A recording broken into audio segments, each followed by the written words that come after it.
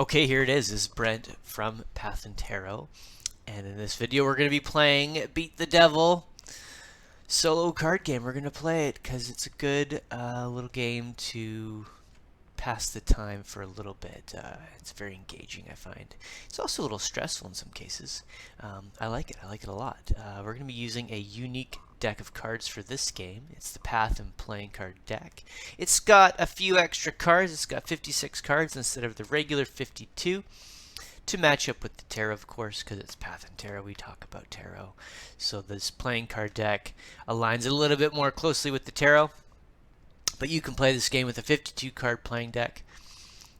I'll tell you how. I'll dictate the rules of this game as we go along and, see what we can do. It's an interesting game because the chances of winning are very low. So chances involved. There is some skill involved as well. But it's nice because if you can beat this game, it sort of proves that your intuition has been primed, it's been exercised.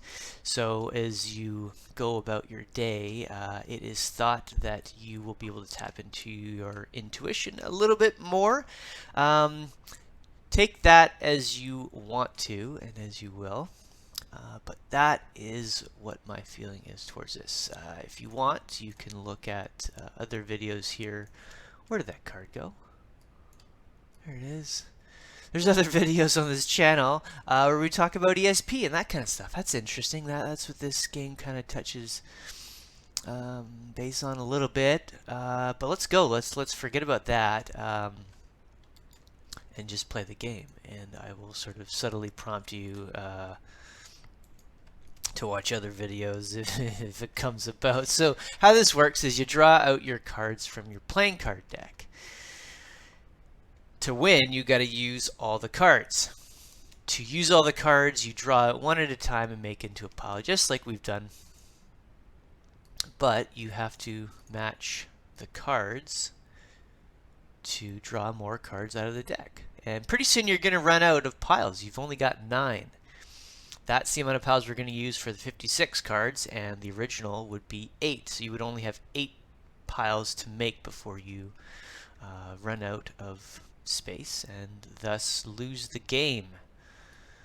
I see what's happening here with that. I'll do this. There you go. So we don't have any matches right now. We just got to try to make a match here, hopefully, right? That's where chance comes into play a lot of the time, but we'll see how intuition and skill creep into this a little bit. It's pretty interesting. Okay, well, we're not doing so good, but that's all right.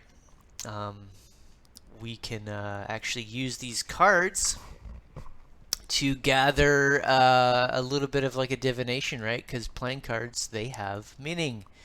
They have their own meaning set associated to it, as the tarot does.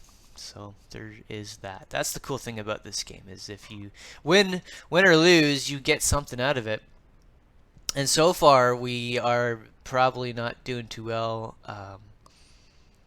to win a game. The chances of winning are about like 1 in 10. Not the best, but it can happen. You can do it. I mean, that's a good card. I like the Ace of Hearts, right? It's nice. Let's see. You can sort of begin to predict as you see a handful of cards. You can start to predict what is going to happen. When you start to see cards create a sequence, that's not good, because then it means the deck, however it got shuffled, is configured in a way that pairs aren't going to come out in the best way for you. But right now it's kind of broken up. Right, nothing's really in sequence except maybe the Jack and the Cavalier, which is the Knight. So let's see what we have. 7. Yeah, so I don't know. This is weird. There's like a few different sequences kind of in play. 7, 8, 9, and Jack, Cavalier. It's weird. So this is it. This is like the last card, and this is the suspense is like right here. If you kind of hold on to it, it's like, oh, what's this last card gonna do? Because the cool thing is once you get that initial pair, that's when things start to like really pop off and action starts to happen. So let's see what we get. Yeah, so that's a we lost. We did not win. But that's okay. You know, we could just sort of like take some time and like read the cards here. Five of Clubs is a good card because you know, it talks about like new alliances, like new habits, act on plans, and that's kind of funny. I always find that whenever I do tarot readings or divinations, I guess we could say in this case, that unexpectedly my own intuition like spills into it, or like the subconscious intuition, um, and maybe you know, part of myself just is poured into this here. So in a way, with this video, this is like a new habit. I haven't done a lot of videos for a while about this card game, so this is sort of a new habit in a way. And I have acted on a plan. I just decided, hey, I'm going to make a video here. I got a little bit of time, but you know, there is like a hindrance, like a barrier to achievement. You know, I have to change my perspective in order to act on those plans, right? In order to move forward and act on those plans, you kind of have to be self-absorbed in a way, to a point where you can, you know, be tied up in yourself. Because if you can't do that, then you can't really do this sort of like video in a way, right? It's a weird thing to say, but like to make videos like this, I'm basically talking to myself right now. Yeah, fortunately, there's nobody here that can hear me, which is great. But ultimately, I am just talking to myself. There's nobody here, and I don't know if anyone will see this for a little while, right? So there is a weird sort of, yeah, you know, maybe there's a self-absorbed nature in there, and that's fine. But you know, there's fulfillment in that, right? Even being able to just talk out loud like this, there's like, you know, you could say that there's almost a therapeutic element of just talk, expressing yourself, right? Because when you do that, that's when you start to like build up that like inner subconscious intuition of kind of knowing what the right thing is to do. You just kind of let freeform consciousness do its thing, and whatever it wants to do, you sort of, the talk allows it to come out, right? When you speak, it's a lot more powerful than just thinking it. Although thinking it still works surprisingly in the tarot.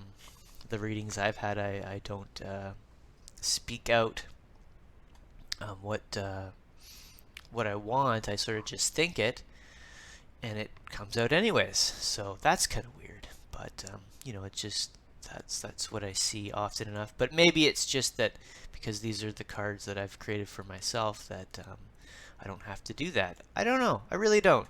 You know, a lot of what we do here on the channel is you know, very explorative. We explore a lot of things. So where are we now? The Cavalier of Hearts. So we've got a hearts connection here a little bit, right? We've got some hearts going. There's 3. And that's good. So 3 is enough to like make a pillar in a way, right? 2 is good. 3 is just enough to create a solid triangle structure. That's a very strong structure. So if you can get to at least 3 of something, then you're doing pretty good. When you start to build upon those numbers, the shape of it changes, right? So it has its own strength and abilities based on the number value. But the Cavalier is like a graceful young man. That's the energy that's attached to it. Although you don't have to specifically attribute gender identities to these cards. You can just kind of take it as energy if you wanted. Sometimes that works better, but sometimes the gender, the divine masculine and feminine are helpful in some cases, like for readings. So you can use that, or just change it to whatever fits basically. But the Jack of Diamonds is sort of envious. It brings news, so it's almost that this card spread is meant to bring news in some way, which is unusual. I don't know how that could come about, but maybe there's something to be said about playing this game in the way that I'm doing it, making a video and uploading it, to these platforms here, as some sort of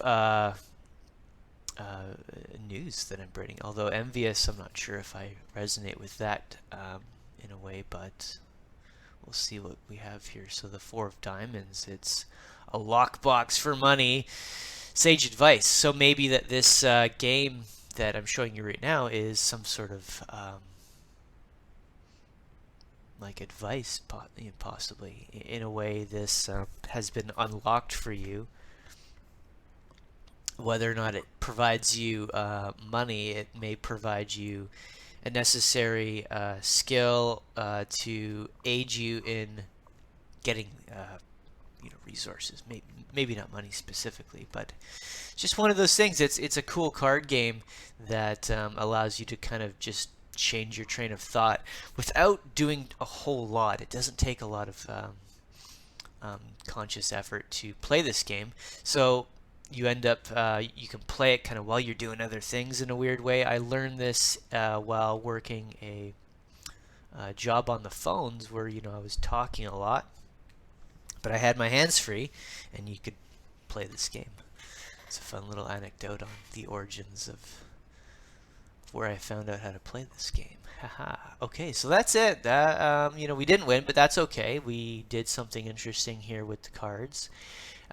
You can get these cards on Make Playing Cards right now if you like. There's going to be some updates happening soon, so keep an eye out for that. But you can sign up to the mailing list. It's in the link below somewhere. It won't take too much effort to find it if you wanted to find it. But if you sign up there, I'll give you a pack of digital playing cards for free, and a quick email telling you how to use this Orphalese Tarot program with that free deck of cards. And you could play this on your computer if you want. All entirely free, won't cost you anything but your attention and a little bit of time. That's all the time I have, and I'll see you in the next video.